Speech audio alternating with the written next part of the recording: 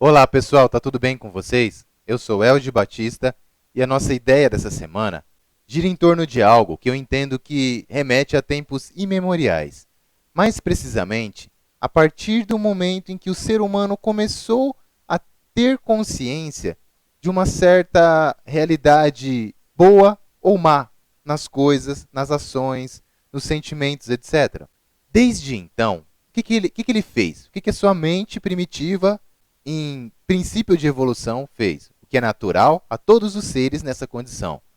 Ele olhou para isso de uma forma simplória, de uma forma pequena e de uma forma compartimentada. Então, ele viu as coisas de uma forma que se revela como um único jeito de fazer o bem e um único jeito de fazer o mal. E ele também passou a olhar, buscar justificativas, entendimentos, explicações fora dele, no universo. Então, se isso aqui é assim, é bom, é porque Deus diz isso. E aí aqueles egos mais aflorados, mais rebeldes, como a gente pode colocar aqui para entender melhor, eles também participaram, tiveram uma participação fundamental nesse tipo de situação, porque muitos deles passaram a ditar aquilo que é certo ou errado, mediante a sua visão de mundo. Então, os inúmeros deuses aos quais os humanos passaram a venerar, eles foram, antes de mais nada, extremamente antropomorfizados. Foram extremamente humanos. Eram as projeções humanas para justificar o bom, o mal, o certo, o errado, etc. Porém, vale lembrar, e isso é muito importante, que eu já falei aqui em outros vídeos, em outras oportunidades, existe um radar para a verdade. Todos os seres no universo, quando chegam a um certo grau de consciência, eles se tornam aptos a captar esse radar de bem ou mal, do que é ético ou não ético, etc. Só que o interessante aqui é que o ego não está nem aí para isso. Aliás, um ponto muito interessante: o ego não possui comprometimento algum com você. Isso já foi comentado, mas vamos lembrar aqui que ele tem uma natureza cuja busca fundamental é a sua própria expansão. Como dizia Jung, a sua inflação.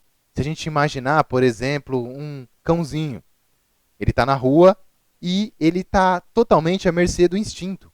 Isso acontece com gatos, cachorros, enfim. Esse cão, ele está numa situação em que ele não pode fazer nada. Ele não pode buscar alimento por si só, ele não pode trabalhar, ele não pode conversar.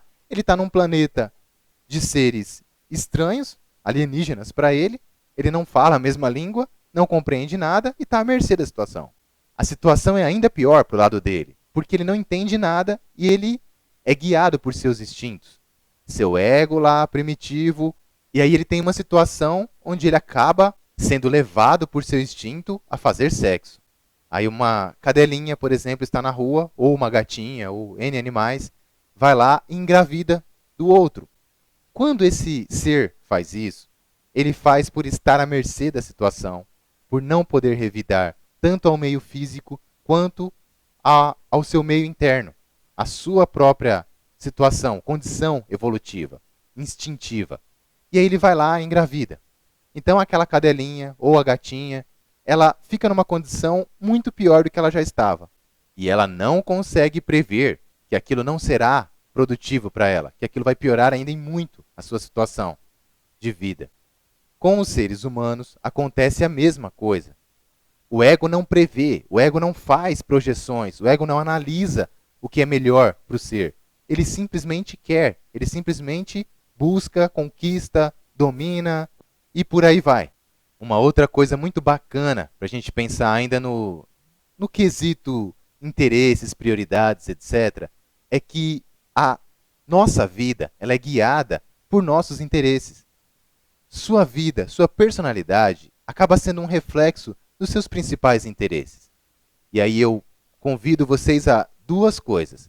Primeira, não olhar para isso de forma radical, como bem ou mal, porque isso levará a ser hipócrita. E a segunda é a refletir um pouco sobre as suas próprias prioridades. Então, por que eu falei que você acaba sendo hipócrita? Vamos imaginar a seguinte situação. Você queria muito um tênis, você comprou esse tênis, e aí esse tênis não ficou bom. E aí você tem que trocar esse tênis. Só que você sabe, você lembrou que o vendedor comentou que muito provavelmente eram os últimos pares, era aquele último tênis.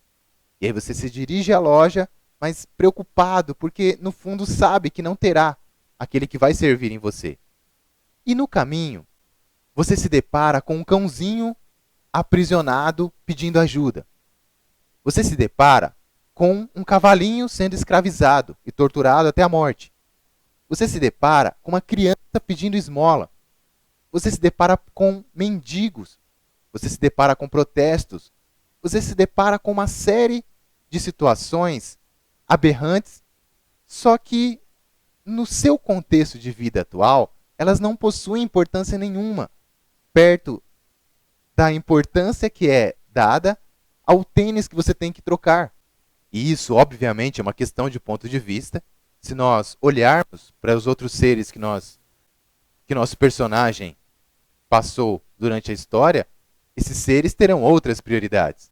Um dia desses eu me deparei com uma situação bastante simples e seria cômica se não fosse trágica. Num casamento, uma noiva tinha escolhido duas madrinhas, só que o vestido delas não combinava com a decoração. E aí ela chegou para as madrinhas e falou: olha, não combina e a minha idealização era dessa cor, então não dá. Eu tenho que fazer o quê?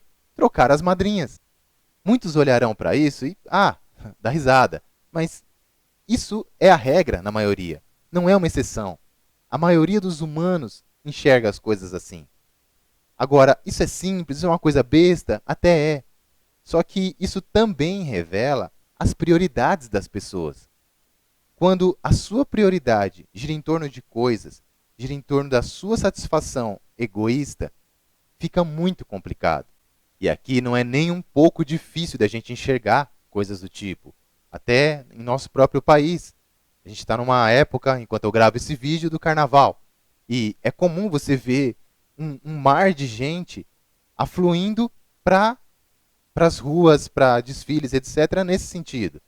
Só que isso não acontece para lutar contra a corrupção, para lutar a favor da ética, para manifestar algo que as liberte da escravidão, da roubalheira que existe no país, etc. Mesmo que cada uma das pessoas, a população inteira fosse parada, fosse explicado para ela que 77% de tudo que ela produz vai de graça para o governo e que ela trabalha como escrava, não adianta. Isso não será prioridade para ela. Talvez pular o carnaval, divertir-se, encher a cara, fazer sexo adoidado com alguém, talvez essas sejam prioridades mais prementes em sua vida do que o outro, do que questões maiores.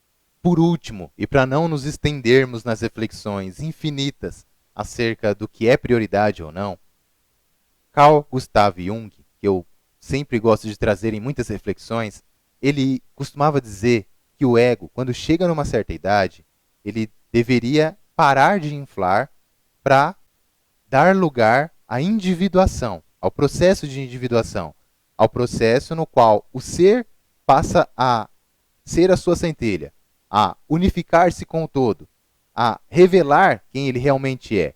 Esse quem ele realmente é não é o ego, não é uma personalidade, é a sua essência. E a sua essência, aflorar a sua essência, é sinônimo de um amadurecimento. Algo que, aliás, as pessoas, em sua maioria, correm como o diabo foge da cruz.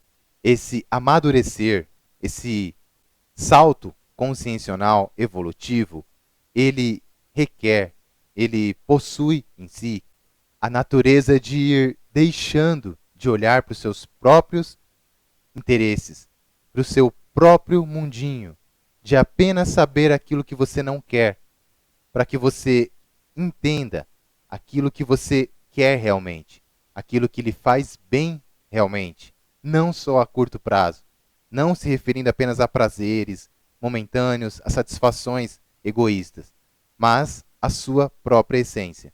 E somente quando um número X de seres humanos se enveredarem pelo caminho da individuação, do autoconhecimento, da iluminação verdadeira, de deixar o ego de lado, é que as coisas mudarão de verdade. Só aí que o verdadeiro sentido da palavra amor será compreendido.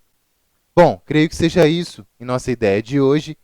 Peço que quem curtiu, quem gostou de alguma forma desse vídeo, compartilhe com os demais, dê um clique em gostei ou não gostei, faça um comentário. Isso ajuda a divulgar e para que outras pessoas também possam ter acesso a essa reflexão. Muito obrigado e até a nossa próxima vez.